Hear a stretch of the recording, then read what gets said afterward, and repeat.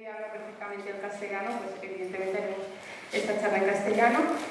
Muchas gracias primero a Sekine por estar aquí con nosotras, Sekine Türkerim. Muchas gracias, aunque no estén aquí, a las compañeras de ASADI, la Plataforma en Defensa del Pueblo Kurdo y en Solidaridad del Pueblo Kurdo, y a las compañeras de Descontrol, porque cuando surgió la oportunidad de que Sekine estuviera en diferentes espacios de Barcelona hablando del libro, pues se acordaron de esta pequeña librería aquí en la periferia y nos hizo mucha ilusión. Habíamos pensado estructurar la conversación o la charla en dos partes.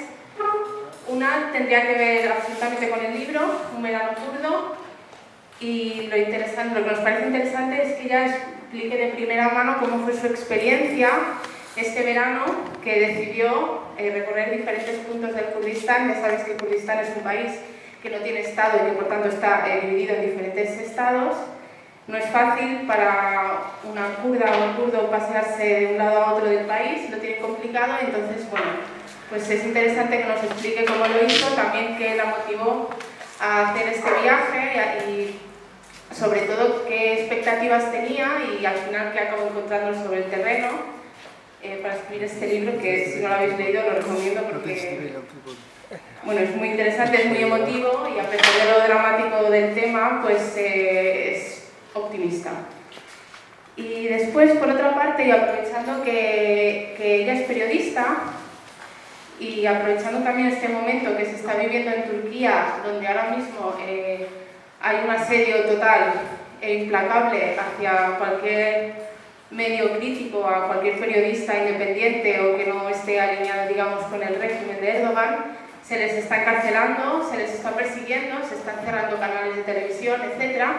Y bueno, pues pensábamos que aprovechando precisamente que ella se dedica a eso, pues sería interesante que nos diera un poco el diagnóstico, cómo ve la situación ahora mismo, qué soluciones podemos pensar, qué panorama prevemos a corto y a largo plazo, incorporando su experiencia y quizá la experiencia de compañeros y compañeras de profesión. Explicar brevemente que Sekine nació en el interior de Turquía, en Malatya, sí, que estudió Ciencias Políticas en Ankara, ha estado trabajando, como ya he dicho, de periodista, ha participado también en documentales, estuvo en España también durante 10 años, estuvo haciendo un máster, lo tenía por aquí, de imitación, refugio y de... Hasta yo me olvidé. Sí, es que no lo recuerdo. Bueno, a la vuelta escribiste, ¿no? El libro era sobre... interesante, pero que no, en práctica no sirve de mucho. Relaciones intercomunitarias, mediación, asilo y refugio. Exacto, eso mismo. No debo pasar de raya. No. Y escribiste también un libro sobre el conflicto vasco, a la vuelta a Turquía. Y ahora mismo, si no estoy equivocada, pues estaba trabajando hasta hace poco de periodista en uno de estos medios que el Estado turco ha clausurado. Entonces, bueno, esto es un poco cómo va a estar estructurada la charla. Ella hablará un ratito y después pues ya abriremos un turno para que todos podamos intervenir y si tenemos alguna sugerencia, pregunta, algún comentario, que lo podemos hacer. Eso es todo. Tu turno. Vale. Muchas gracias.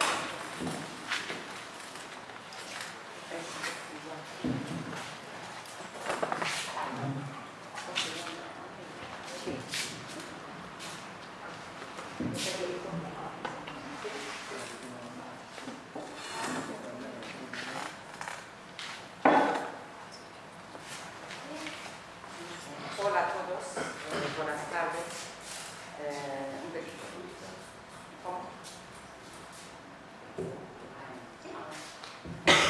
Si os parece bien, hablamos algo corto del libro.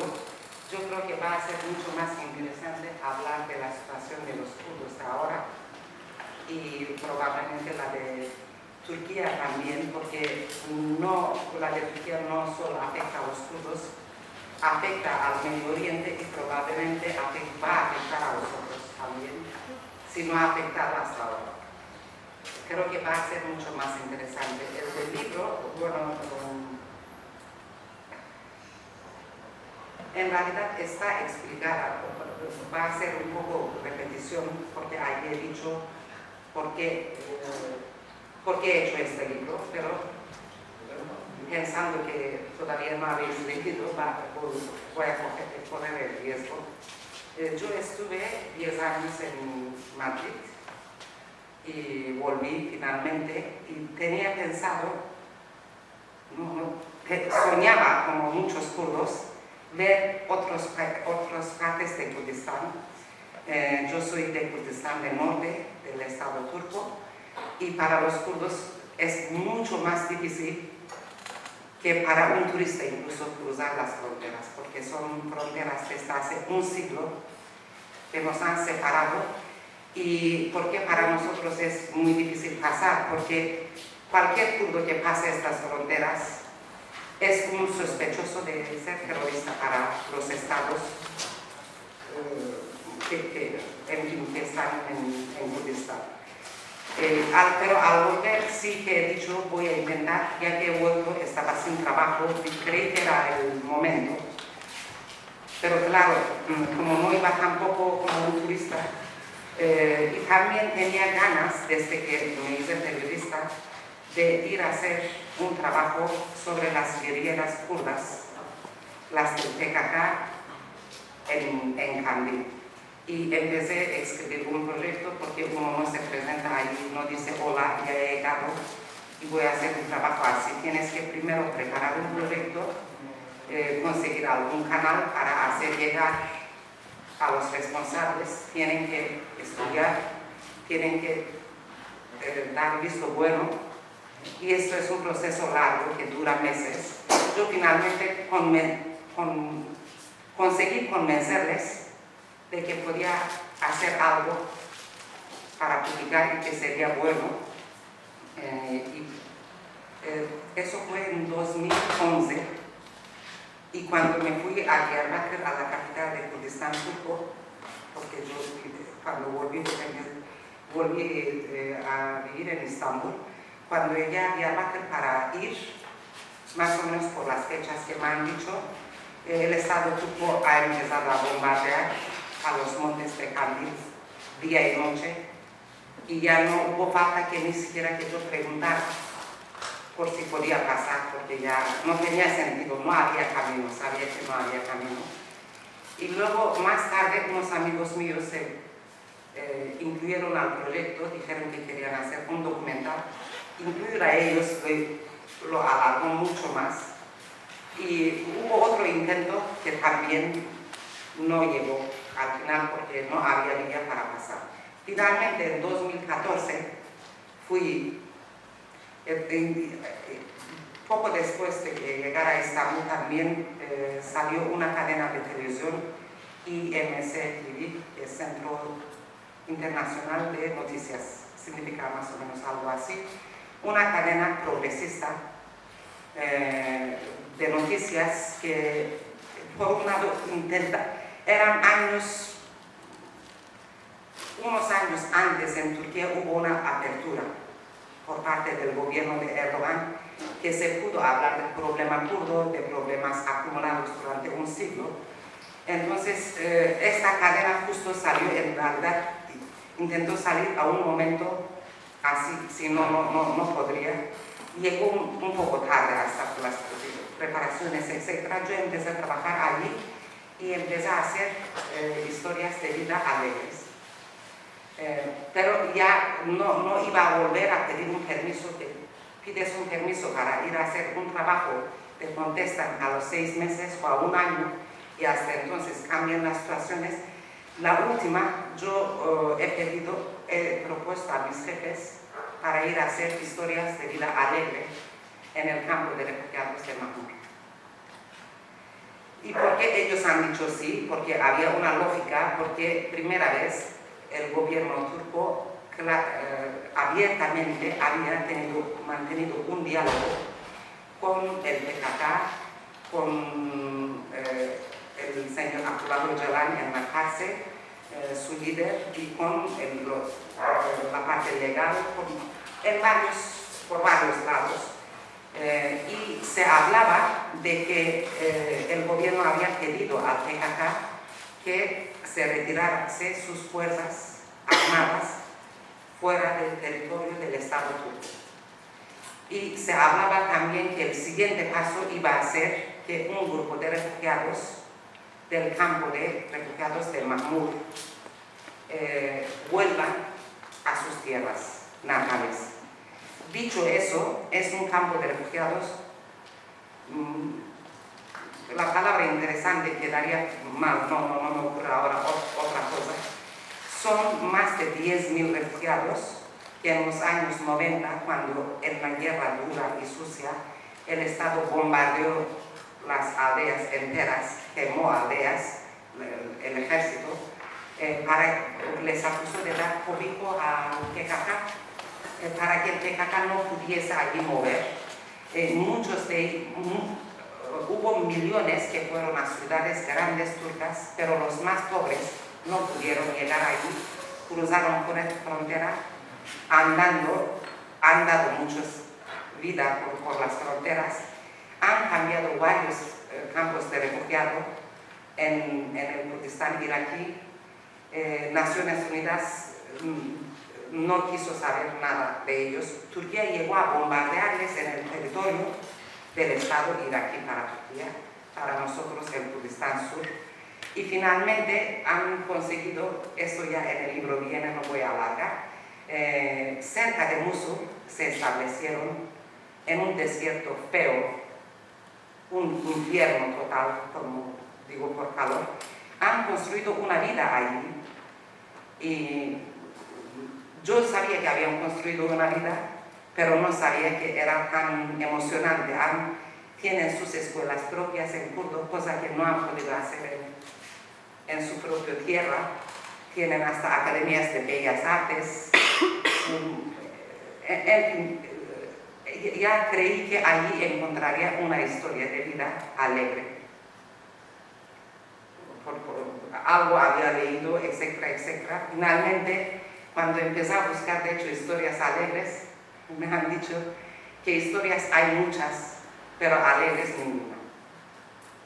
Hasta un niño de 3 años no encontrarás una historia. Bueno, eso lo corto allí y yo he hecho mi trabajo y ahí dije voy a empezar a buscar una vía para ir a Kandil. Es lo que había ido, y si iba a conseguir, iba a pedir un mes de excedencia, lo que sea, para hacer este trabajo. Y salí de Mahmud, campo de refugiados, llegué, logré llegar a Kandil, pero en todo esto se movió todo, ya habían ocupado, el ISIS había ocupado, había entrado al Mosul, había entrado cuando yo estaba en el campo de refugiados al montes de Sinjar. Había empezado un drama terrible de los yazidíes y cuando yo llegué a Kandil también entró al campo de refugiados. Yo fui, ahí hablé y iba a empezar mi trabajo, pero cuando se estalló todo eso, tuve que suspender todo, ser una persona responsable y dije los de cadena de televisión de mi tele, ya que estoy cerca necesitarán que currara para el telediario. Suspendí mi idea, mi proyecto y empecé a entrar a los caminos. Llegó también un amigo mío desde Diyarbakir, con cámara me mandaron. Estuvimos cubriendo no sé cuántos 1000 kilómetros durante un mes, haciendo noticias de gente que huía, como huía del ISIS. Y era todo. Ya esto se leerá ahí, yo intenté censurar, entre comillas, intenté no poner tanta drama. Y luego fui también a Rojava, de ahí pasé a Rojava. No llegué al montes de Sinjar, porque los guerreros kurdos, tanto de parte de Rojava, de Kurdistán sirio, y como los de PKK desde Kandil fueron a ayudar, fueron los primeros que abrieron un corredor humanitario para que esta gente salga. Y llego a Rojava y encuentro otra situación. Se habían declarado cantones, ya lo de Siria sabéis, hay guerra por todas partes. Había una lucha contra el ISIS. En todo esto estaban habían montado un campo de refugiados para los que bajaban del monte. Estuve una noche en frente con los guerreros de Rojava y finalmente, al cabo de un mes, volví. En fin, un poco con apoyo de amigos que me dijeron que merecía escribir, y también mi trabajo en general en periodismo fueron historias de vida, ya que había tomado muchas notas. Lo que he hecho fue escribir como un libro, como historias de un viaje, describir un poco el camino y contar un poco las historias, sobre todo de mujeres que conocí durante aquel verano. Evidentemente a muchos no les conocí mucho, a algunos he visto solo 15 minutos. Entonces hay historias que solo me limito la parte que yo conozco. A lo mejor si hubiese escuchado la historia de una de aquellas mujeres enteras, a lo mejor el relato sería distinto. Pero creí que merecía contar con la parte que yo conocía. La intención era publicar en Turquía y luego se complicaron las cosas en Turquía, prácticamente no se atrevieron a publicarlo. Y una amiga mía, Ethel, casi me obligó a traducirlo al castellano. Hemos hecho entre las dos una adaptación. Y sí que estoy contenta, yo creo que ha sido buena idea. Y el resto está ahí. Seguimos, si hay alguna pregunta en eso, o caso a otro tema. No sé, ¿quieres que hablamos tú con la pregunta? Bueno, probablemente sobre el tema de turista haya muchas preguntas. Porque son dos temas diferentes, por eso sí pregunto. No sé si algún... Coge el micro. Hola, hola. Sí, mira, aquí tenemos una pregunta. Quizá no sé si podrías, no sé cuál sería la forma más adecuada de... gracias. Digo, que quizás estaría bien situar un poco las ciudades que has comentado, los montes Sinjar, todo eso, un poco en nuestra esquema mental de lo que es el mago, porque ibas hablando y más o menos sabía lo que era Irak, lo que era Turquía, lo que era Siria, pero es un poco lioso, ¿no? Y si no sabemos mucho del mapa, quizás estaría bien, no sé cómo... Dices que le falta eso. No lo he leído, me gustaría. Pero contar eso. Cuando lo estabas contando, digo que para mí era como, ostras, Montes Sinjar, esto donde estaba, no sé qué. Sabes que es que no es fácil contar eso, mira, yo no soy soy moderna de esas. Debería haber traído algo así. Mira, hemos cruzado desde Diyarbakır hasta frontera, no sé cuántos, no entiendo de kilómetros, pero son varias horas en autobús. Creo que hemos llegado a la capital de Kurdistán iraquí, que en kurdo se llama Evler, en turco se llama Erbil, a unos 12 horas. Desde allí hasta Mosul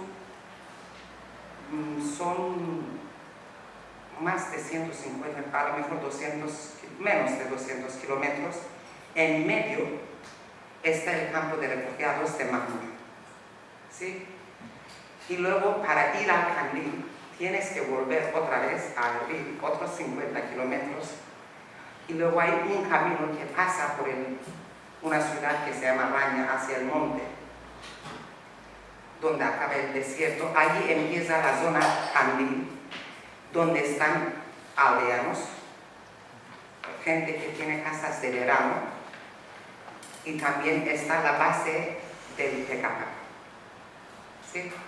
Entonces, del Partido de Trabajadores de Kurdistán, ¿sí? Y el monte de Kandil sí que a mí me sorprendió, porque yo creí que era un monte y que estarían ahí con tiendas de campaña. No tan ingenua, pero algo parecido. Pero eran unos montes, ¿cómo se llama? Son muchos montes. ¿Sí? Yo fui a una parte, he visto diferencia.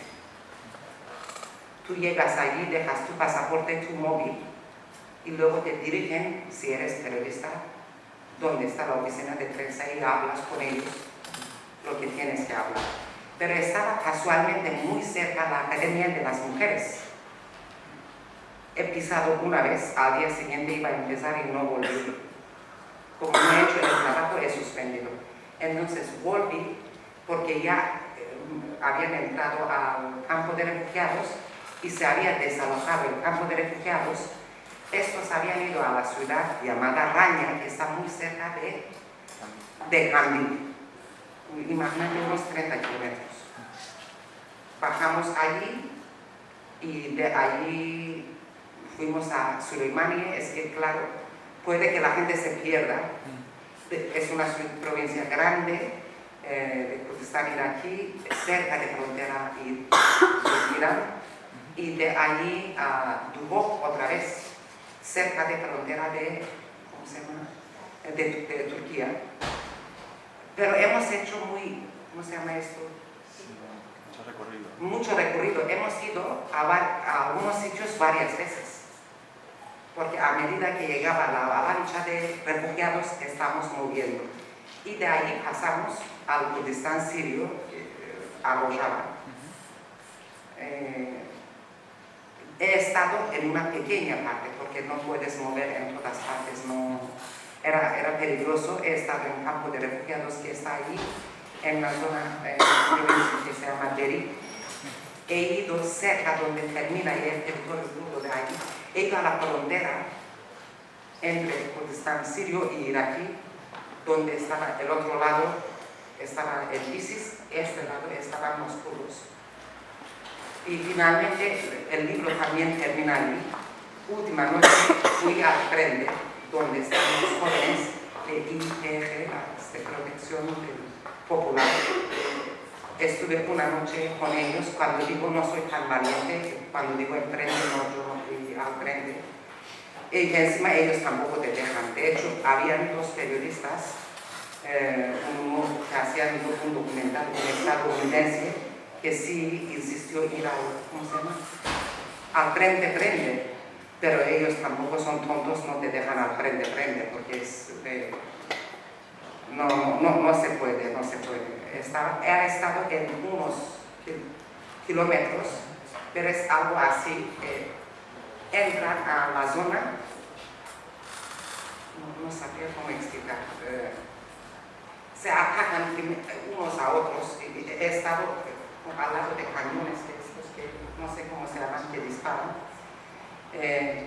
Hay 3 aldeas seguidas, los de primera línea, que entran, los de siguiente, y yo estaba en la tercera, donde con esta más grande que habían tenido del ejército sirio que había abandonado, o de ISIS que habían cogido. 2 cañones han dicho que esto era nada. Y luego, pero en la noche que yo estuve allí, en los jóvenes que yo conocí allí, y algunos que he escrito aquí, no volvieron en la batalla que aquella noche fueron. Yo les conocí unas horas, han ido aquella noche en turnos, decenas, y sí que varios no han muerto. Porque es...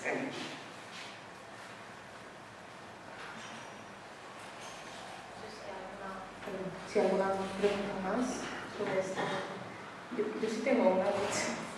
Hace unas semanas estuvo aquí el compañero Héctor de Descontrol, que es la editorial que ha editado este libro, y nos habló de Rojava y nos explicó, nos hizo un retrato de Rojava como una región donde estaba pasando algo bastante esperanzador, en el sentido de que se han autoorganizado de una manera, además en torno a un eje feminista en su lucha.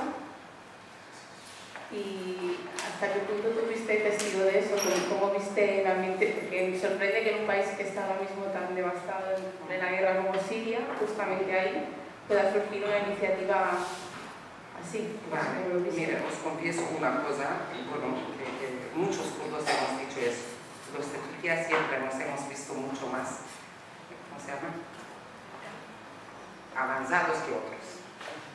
Son tonterías. Pero, y a los de Kurdistán sirio es donde no hubo rebeldías graves. Ha habido, pero en otras 3 partes hay historias de rebeldías que costaron miles, millones de vidas. Esta parte relativamente ha sido silenciada. No entro a razones porque el régimen de Assad, tanto el padre como el hijo, también yo creo que fue uno de los más bárbaros. Creo que ha vigilado a los kurdos y a los suyos también hasta las camas. Tiene un servicio secreto muy poderoso. Uno de los mejores, para nosotros peores, del Medio Oriente, ¿sí? Y también es donde hay menos población.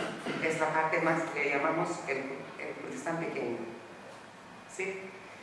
Y nosotros veíamos los jóvenes, yo conocí a algunos jóvenes de Kurdistán, de Rojava, en Madrid, por ejemplo, para nosotros eran unos jóvenes lúmenes. Nadie esperaba que eso pasara. Yo he conocido, entre comillas, estos lúmenes. ¿Cómo luchaban? A veces no lo sé, pero también me han dicho que me equivocaba. Que el PKK había, de hecho el señor Öcalan estuvo allí durante bastantes años, hasta que Turquía amenazó a Siria con la guerra y que le obligaron a salir de allí. Que al final de este viaje acabó en la cárcel de una isla llamada Indralisi. Y parece que cuando me han dicho que han tenido, sus jóvenes también, muchos han ido al PKK. Me han dicho que tenían 3.000 muertos. Para una zona tan pequeña, 3.000 hijos que han dado en el mundo. Es mucho. Entonces yo creo que había un silencio, un rencor ahí guardado cuando se ha dado la situación. Sí que afectó. Esto nunca nos llegaba ni a sus hermanos de otro lado. Hombre, otra cosa es que mucho de Kurdistán, muchos kurdos no lo saben porque hay fronteras, porque está todo prohibido. En cada estado está prohibido tener información sobre Kurdistán. Prácticamente está así, entonces es muy difícil saber eso. Yo sí que he visto, por ejemplo, cómo han atendido en el campo de refugiados a los yazidíes que llegaban. He visto una brigada de mujeres preciosas, mayores de 60 años. Le llaman brigadas, eran brigadas que cocinaban para los refugiados. Y luego eran mujeres muy extraordinarias, me sorprendieron mucho. Hemos alojado, de hecho, con mi compañero cada noche en la casa de una familia. No hay hoteles. Pero les pregunté, por ejemplo, he dicho, pero ¿por qué, como siempre, las mujeres van a cocinar? Pero han dicho que las mayores de 60, es que una de 60 en Kurdistán es una de 90 años. Que ya otra cosa no pueden hacer, pero que aún así sí que hacían de pinche de ayudante a los hombres. Y he visto a su medida mujeres feministas de mayor de edad y con mucho coco, con mucha emoción. La mayoría de ellas sí que han perdido hijos. ¿Sí?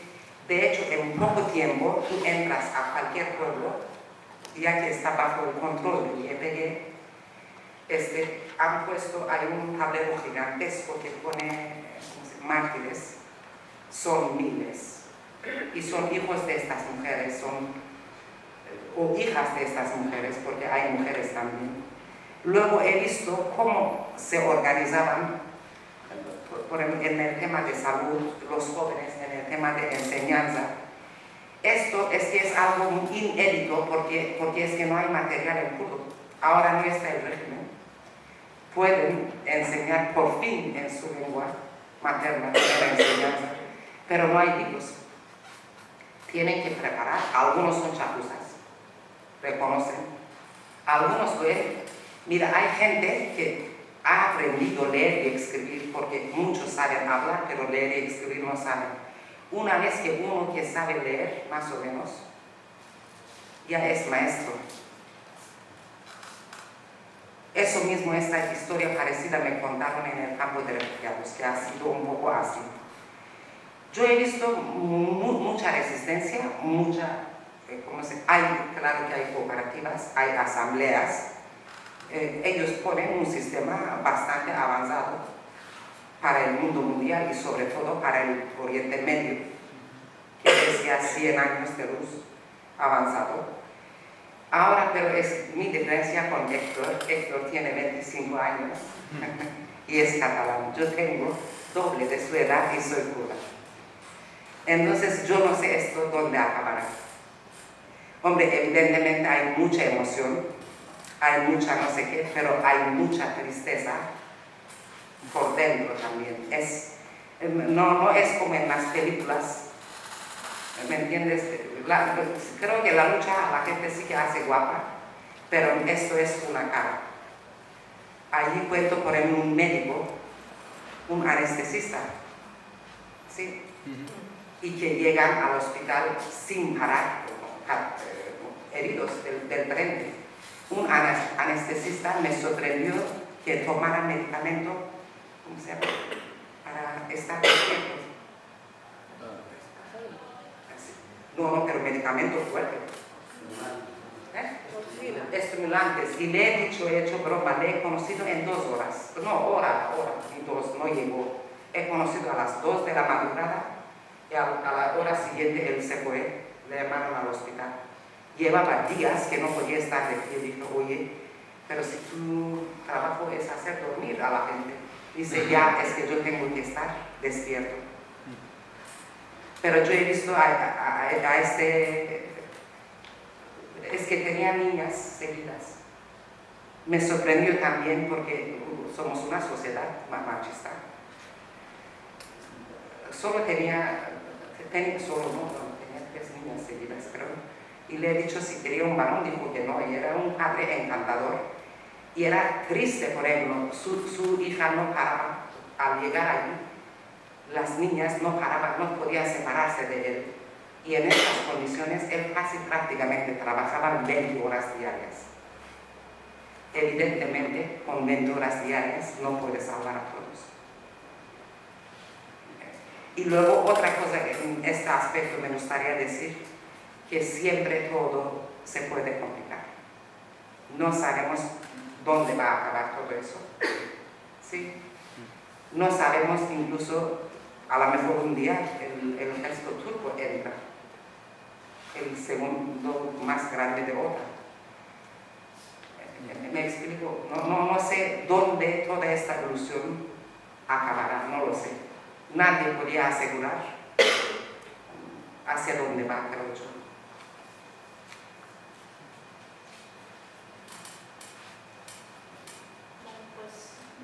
Si os parece, si te parece así, nos movemos ya al siguiente tema que queríamos tocar, que era un poco de actualidad ahora mismo de tanto de medios, yo voy a decir independientes, porque no, simplemente cualquier medio que se oponga al régimen de Erdogan, cómo está la situación, si quieres explicar también cuál ha sido tu propia experiencia o la experiencia de compañeros.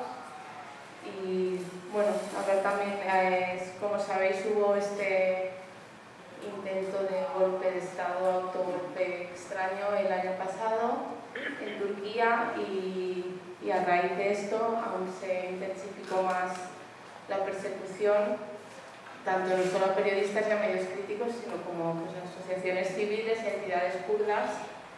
Ahora mismo creo que hay más de 100 periodistas que siguen encarcelados en Turquía y bueno, parece que la cosa va para adelante. Entonces no sé cuál es tu diagnóstico de todo esto. Es que algo me dice que los que están aquí son un poco conocedores de la zona. Pero aún así, paso de la línea para mí, así a largo, yo creo que habría que hacer un resumen pequeño. Para mí, el Erdogan fue un gran alcalde para Estambul. ¿Sí? Para que luego se entienda a dónde hemos llegado. Y luego el Partido de Justicia y de Desarrollo de Erdogan ganó primeras elecciones en 2002. Esto fue una esperanza para algunos sectores. Hay que tener en cuenta que Turquía tiene casi 90 y tantos años. En estos 90 y tantos años, más de 70, han estado un sector minoritario dirigiendo el país, que le llamamos kemalistas, seguidores de Atatürk, pero son unos fanáticos que tenían manía al kurdo, al creyente, nosotros preferimos llamarles laicistas, más que laicos. Hubo un élite allí, junto al ejército turco, en la sombra, han vivido durante años, han sido excluidos los kurdos, minorías, alevitas y muchos creyentes también. Porque la idea de ellos es alejarnos del Oriente Medio y es imitar un poco al Occidente, en pocas palabras. Entonces, varios partidos así se desgastaron, hubo golpes de Estado, hubo rebeldías de los kurdos, que todo esto ya había muchos problemas acumulados en Turquía cuando llegó el señor Erdogan al gobierno. Y yo creo que fue también apoyado, no creo, es que está claro, por primer mundo, me refiero a Unión Europea, me refiero a Estados Unidos, porque al mismo tiempo es que hubo el atentado de Torres Gemelas. Yo creo que han visto que hay un peligro, y yo creo que han visto que hay un peligro en Oriente Medio. Creo que un poco facilitaron a Erdogan todas las potencias, pero no le quito mérito a Erdogan, que sí obtuvo votos, ha ganado. Porque aparte, porque había ya no todos habían perdido, habían acumulado solo problemas. Tuvimos unos años de oro. Cuando digo de oro, se han hecho algunas reformas y se pudo hablar, entre comillas, del problema kurdo, entre comillas, un poco. En la prensa algo se pudo hablar, por ejemplo, en la guerra entre PKK y el Estado, en los años 90, cuando era tan fuerte, los periodistas más progresistas no han dicho ni mu, como si esto hubiese ocurrido en otro planeta. La mayoría de los turcos no se enteraron. ¿Qué pasaba? Muchos de ellos han pedido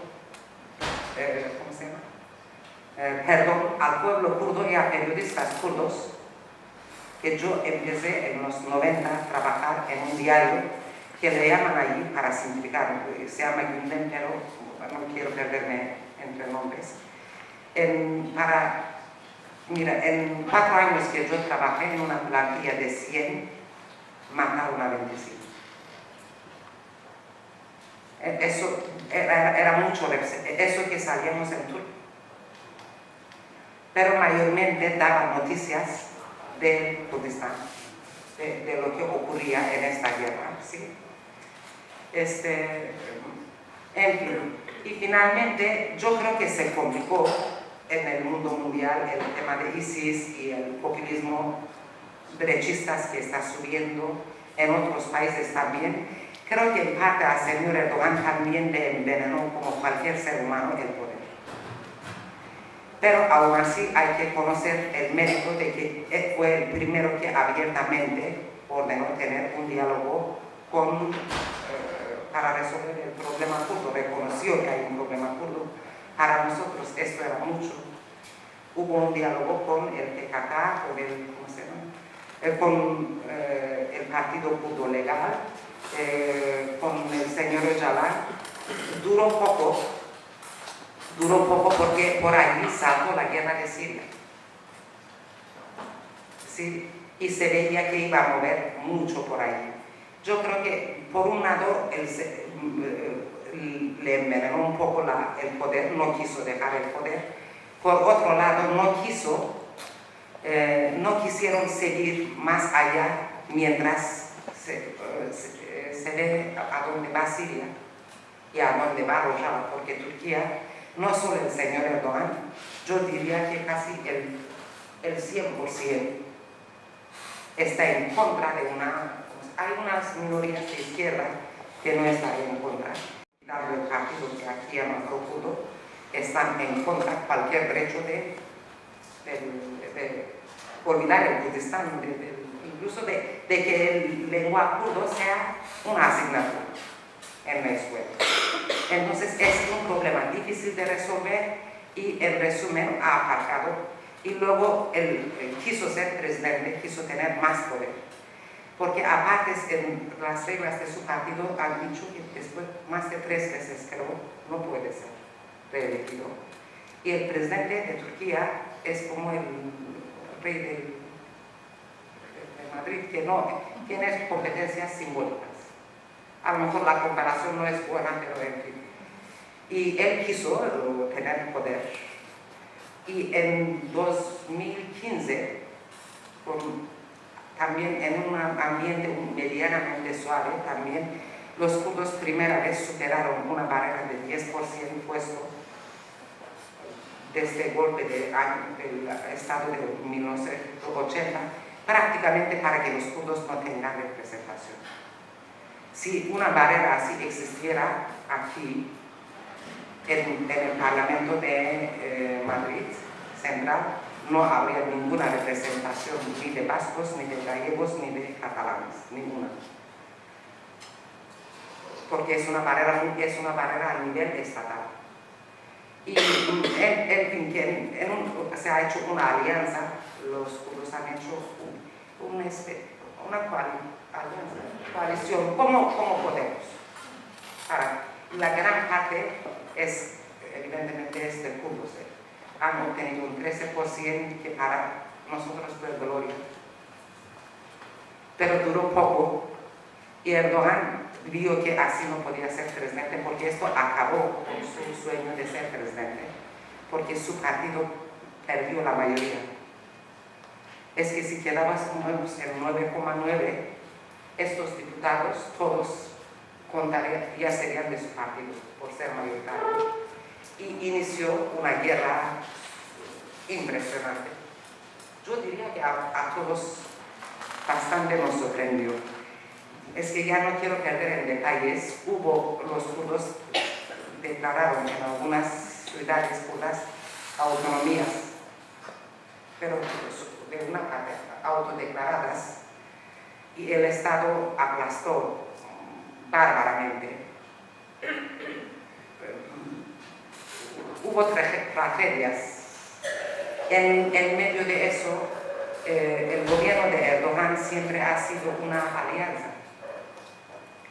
También en sombra de la secta Fethullah Gülen, no sé si os suena, es difícil,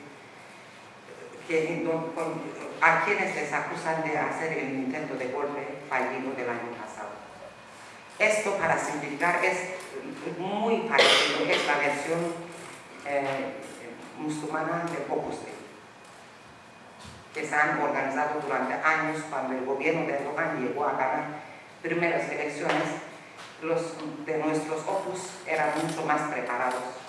Eran señores que habían estudiado en Harvard. Es una historia muy larga, pero es típica organización del Opus Dei en el franquismo. Y recordaros los años 60. Y luego también hubo una guerra entre poderes, porque ellos quisieron también convertir a Erdogan en parte como un títere. Quisieron desde dentro mandarle a él. Hubo no se compartió en parte el poder, pero yo creo que también Erdogan empezó a ser peligro para todos. Ya ha dado cada vez más pasos hacia un sistema dictatorial. Bueno, al saltar la guerra, al provocar la guerra, claro que siempre es fácil ganar el voto de nacionalistas. Y volvieron a ganar su partido. Hace poco ya se ha hecho un referéndum en condiciones, claro, que desiguales, etcétera, pero volvieron a ganar. En todo eso, yo creo que en los últimos 2-3 años, tanto Estados Unidos como la Unión Europea han decidido deshacerse de han visto que este es un camino peligroso, que esto es peligroso para todos, pero ya es muy tarde. Y creo que el golpe de Estado, si vais a preguntar, ha sido, sí fue verdad, yo creo que fue, ¿cómo se llama? En parte, gente de esta secta del ejército, pero esta gente, el ejército turco, en toda su historia fue guardián del laicismo. En todo caso, Erdogan les ha dado estos puestos. Eran amigos, hermanos, trabajaron juntos, ¿sí? Y una parte de laicos que quedaba pocos, kemalistas, creo que estuvieron dentro, y como no, sin duda, creo que sin permiso de Estados Unidos. De hecho, el líder de esta secta lleva años viviendo en Estados Unidos. Yo creo que Estados Unidos les empujó a hacer eso. Erdogan es listo, ya era un dictador. Yo creo que supo, porque la gente de calle ya hablaba de un posible golpe de Estado, era imposible que no sepa. De hecho, la prueba de que es que el golpe estaba condenado a fallarse, menos mal que falló también. Se ha hecho a las 8 de la noche, eso es inédito. Normalmente se hace, los que tenemos historias de golpe de Estado, a la madrugada. Creo que ya un grupo se retiró, otro grupo como un acto suicida tuvo que seguir. ¿Sí? Y Erdogan aprovechó eso, también todo vuelve a su favor. Y creo que dejó que sigan para que les pilla y para que declare estado de emergencia, porque gracias a estado de emergencia pueden sacar un decreto, en un día pueden despedir 10.000 maestros sin acusación ninguna. 10.000 policías sin acusación ninguna. Han hecho en un día. Hasta ahora creo que llegan casi a 150.000 funcionarios. De hecho, hay escuelas que no funcionan porque han quedado sin maestros. Y de paso, es que claro, no fue, los de esta secta, para ellos no fueron difíciles de detectar, porque habían puesto ellos mismos, sobre todo en el cuerpo de justicia y de policía, pero ha ido por los kurdos, ha ido por los progresistas. Y estamos ahora mismo con decretos ha cerrado muchas cadenas de televisión, mucha prensa. En todo caso, los últimos 7, 8 años, 6 años como mínimo, Erdogan nunca le gustó la prensa, muchas veces públicamente les amenazó. Muchos, que en su día incluso hablaban del problema kurdo más o menos, por miedo han despedido la gente medianamente liberal que tenía. Muchos le han obedecido. Incluso algunos que le odian, porque hay una parte de prensa que le odia, pero también han obedecido, y yo creo que cuando ya hay un peligro tan alto, se llega a eso. A lo mejor he dejado mi tema. Hombre, la situación de prensa es justo, todo eso también afecta de misma manera a la prensa. Libertad de prensa en Turquía nunca hay. Eso no es culpa del señor Erdogan. Antes tampoco había, sobre todo en algunos temas. Algunos temas siempre fueron el fuego. Y cualquiera que empieza el primer año de periodismo sabe que son intocables. El tema kurdo, el tema de genocidio armenio, hay temas que siempre han sido, y luego los periodistas también saben manejarse según la época. Y cuando Erdogan ha aflojado un poco, ha dicho se puede hablar del problema kurdo, de repente hubo gente que habló, luego volvieron a callarse. Hay unos, creo, si no me equivoco, hay unos 162 periodistas ahora en la cárcel. Yo diría que más de la mitad son kurdos, pero los kurdos siempre han estado en la cárcel. Ahora, lo sorprendente, los turcos también. ¿Cómo se llama? A lo largo de estos años de su historia es que han matado periodistas, progresistas, columnistas, intelectuales, turcos también en medios de comunicación grandes turcos, los que llamamos el estado oscuro, el estado profundo, ¿sí? cuando enfocaron también al problema kurdo, les quitaron por el medio. Ahora, en un momento no fusilan, pero ha elegido ¿cómo se llama? Una arma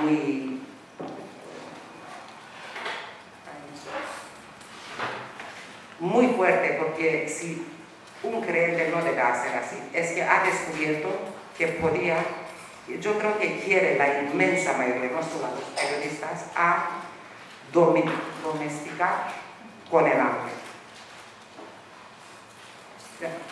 A tantos funcionarios académicos, ni hablar ya, más de 10.000 académicos.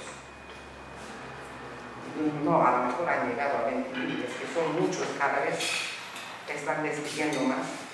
A los que han despedido con decreto no pueden recurrir, no pueden volver a ser funcionarios. Y es que sin acusación, muchos, los que han salido al principio sí, no pueden salir del país. Es decir, es una manera sí dictatorial, sí fascista, diría yo, para silenciar a la gente. Y el periodismo, claro, no iba a ser independiente de eso. Ha recibido lo suyo. Y lo peligroso del periodismo, pero claro, si no escriben periodistas, es que no saben noticias. No se denuncia tampoco. Ahí está todas las cadenas que ahora hay. Bueno, en su día, los últimos 7 o 8 años, hay muchas cadenas de televisión, mucho más que en el Estado español. Cadenas de noticias, etc. De hecho, ahí había mucho más debate que aquí no hay. Los 10 años que estuve, es que las tertulias eran surrealistas. Yo reconozco que ahí los turcos han hecho mejor que había debate, ¿sí? Una parte de prensa, por miedo, se ha silenciado, otra ha cerrado. También están metiendo a la cárcel a los que les han apoyado durante años a periodistas famosos, a periodistas de muy gran peso, de más de 70 años, entre ellos la familia de Altan, que son 2 hermanos, que son 2 liberales muy conocidos en Turquía, que hasta 2012 apoyaron al gobierno de Erdogan abiertamente.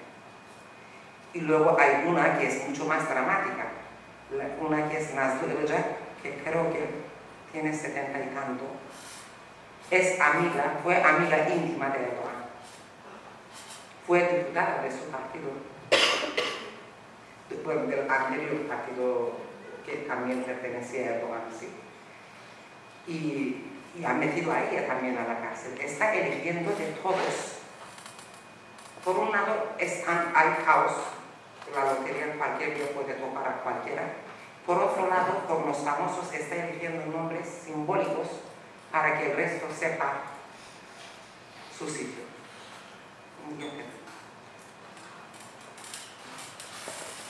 Vale, no sé si respecto a eso tenéis alguna pregunta, algún comentario. Si no sé. Sí. Yo es que, perdona que haya llegado tarde, pero respecto a Mahmoud, sí, no sé si lo has comentado. Es que he comentado, ya sería malo encima.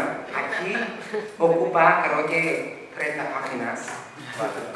Lo siento, sí. He comentado. Sí. Luego, si quieres, fumar unos cigarros. Pues quizá lo dejamos aquí y la próxima ¿qué pasa lo que hemos dicho? Mira, ¿Qué nos espera? hay preguntas. Vale.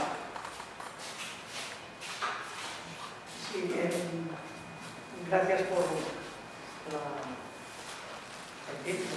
intervención, nos ha trasladado ciertas, al menos a mí, ciertas dudas que tenía. Ahora planteo una pregunta. La situación actual es una situación que parece confusa a nivel internacional respecto a Turquía, el papel que está teniendo Erdogan, estos movimientos que tú estás explicando, que te hace pensar que hay una cierta confusión.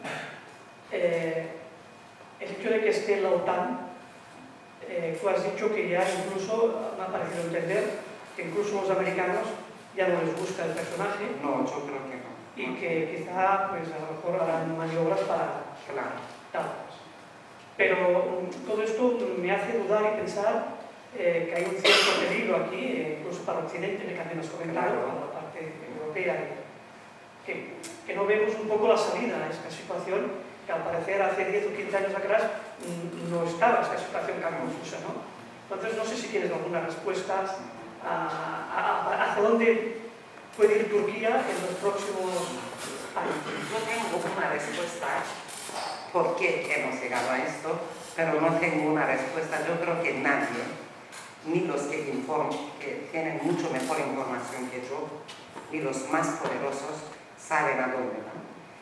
Yo creo que el problema está que en el Medio Oriente han dibujado, después de la Primera Guerra Mundial, sobre todo unos fronteras ficticios, han puesto unos dictadores a cambio de petróleo. El Occidente, cuando digo Occidente quiero decir toda la Unión Europea y Estados Unidos, han estado felices, los dictadores y ellos. Y mientras tanto, no solo los kurdos, es que yo creo que nadie en Oriente Medio tuvo integridad humana. Han sido todos humillados. Me explico. A mí no me sorprende. A mí me sorprendió cuando saltó lo de ISIS, pero no me sorprende de dónde, en qué condiciones ha salido. Yo creo que hay perdón por la palabra, una basura de un siglo.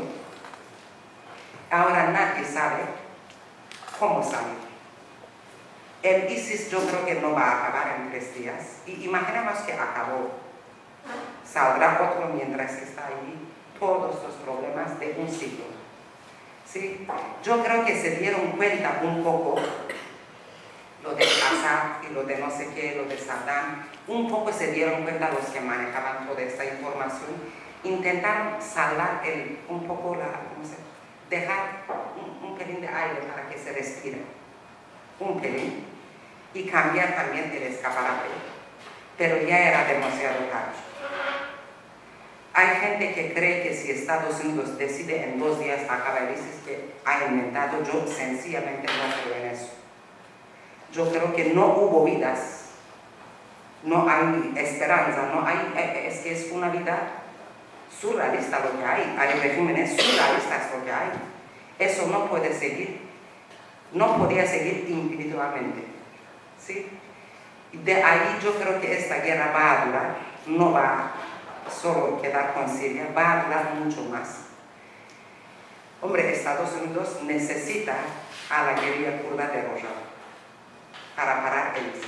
Son los únicos que están dando su vida. ¿Sí? Porque han intentado tanto Turquía como Estados Unidos durante años preparar y armar al ejército libre de Siria, pero han visto que estos no funcionaban. ¿Sí? Y parece que los únicos que de momento pueden, porque si Estados Unidos ahora tiene problemas con Turquía, porque Turquía no quiere que da armas, es primera vez que públicamente Estados Unidos ha dado armas a un grupo de izquierdas de Medio Oriente. ¿Sí? Se vio obligado, no es porque cree que son guapos, se vio obligado porque todo el mundo está obligado en la vida.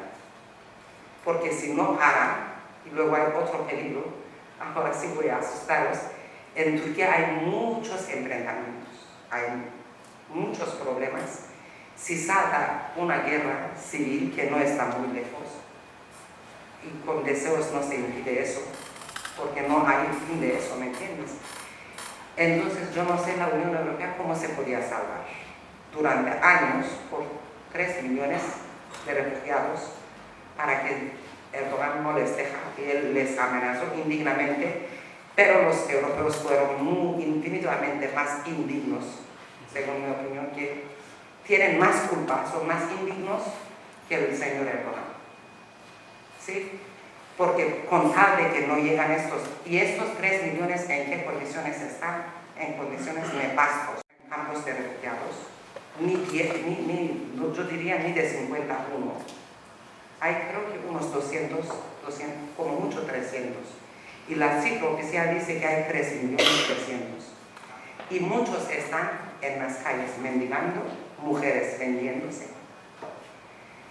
Y donde la gente herida, yo digo que es peligrosa, donde esta gente no puede llegar a ninguna parte y muchos están abandonados en las manos de radicales, ¿sí?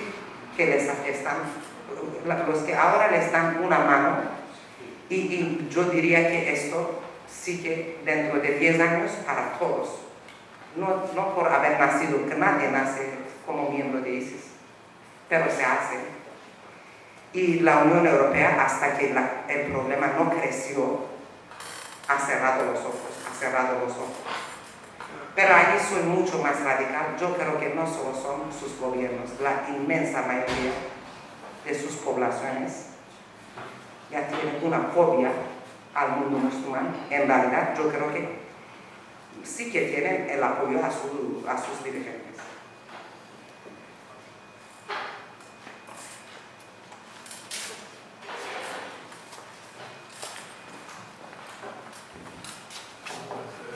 Sí, perdona, creo que tienes buena... yo he entrado a tomar una cerveza, no tenía nada que ver con esto, ni mucho menos, pero me ha interesado. O sea, yo con la primera vez que subí al volcán al poder, se lo pregunté a un búlgaro, Sí. que es de la zona, y escribe en cirílico. Y me dijo, dice, ¿por qué te asustas? Dice, no puedes ser un demócrata musulmán. Fue lo que me respondió, cuando Erdogan sube el poder. Vista la deriva y hacia dónde va la zona, y por efectos culturales y demás, yo creo que hay un papel que es el papel de Rusia. De Rusia, que no es baladí. O sea, los intereses de Rusia en la zona, incluso yo creo que el problema, como bien dices tú, de ISIS y demás, si se desplaza, se desplazará hacia la zona de frontera con Irak, con Rusia, etcétera, etcétera, los países durmientes que les llamo yo. Entonces el papel de Rusia, la afinidad cultural con Rusia, o sea, porque de alguna manera incluso su iglesia nace en Constantinopla, o sea, lo que es la ortodoxia rusa. ¿Cuál es la relación, digamos, entre estas dos comunidades? Porque naturalmente el europeo no es como el ruso. O sea, ¿me explico hacia dónde voy? Sí, y sobre todo hay unos intereses de Turquía y unos intereses de energía en el arco mediterráneo, y tú cuando miras realmente ves que Siria es la puerta de atrás del estrecho de Hormuz. No, vale, eso, mira. ¿Me explico? No sé si... Yo sí, entendí. El papel de Rusia en todo esto, o sea, porque creo que falta uno. O sea, lo que has dicho de los europeos y demás, coincido, y creo que el problema empieza el día siguiente de la conferencia de Yalta, en el momento que Roosevelt pacta con el rey en el Quiz. ¿Ve? O sea, ahí, hasta ahí. Pero el papel de Rusia que está teniendo ahora es lo que me gustaría que tienes como mismo la perspectiva de la zona y me dices algo. Es que yo no soy experta en este tema. Otro, pero tengo ideas muy sencillas. Mira, es muy fácil desde la izquierda, siempre nos encantan teorías de conspiración, que fulanito venganito. Es evidente el que tiene fuerza económica a su favor hace de todo juego sucio. Puede hacer todo. El Putin es otro Erdogan. Son dos potencias grandes, importantes y peligrosas. Pero no es solo los intereses de Turquía. Es que los intereses de Turquía, ¿de qué son de señor Erdogan o de...?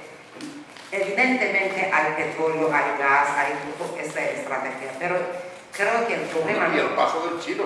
O sea, tenéis la sí, ruta de la seda. Pero yo, mira, mi visión ¿cómo se llama? Mi mirada es otra. Mi mirada digo que esto ya está hecho, ya está salido. Lo más importante, hay otros problemas gordos ahí. es que no se podía acumular más todavía.